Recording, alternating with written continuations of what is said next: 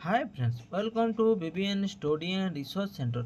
OTT तरफ बहुत गुरुत्वपूर्ण इनफॉरमेशन आसी board of secondary education Odisha Cuttack तरफ जो मैंने ओटीटी एग्जाम देइथिले बा एग्जाम देवाई एलिजिबिलिटी टेस्ट देवाई जो मैंने अप्लाई करते तार टेस्ट केते थिला आपण को केते 9/8/2024 तारीख थिला 9/8/2024 तारीख थिला ताहा रिशिड्यूल हो जाइए। रिशिड्यूल केबे होइछि 17/8/2024 तारीख दिन आपणको पेपर 1 एवं पेपर 2 रो जो एग्जाम हेबार अछि ताहा हेबो।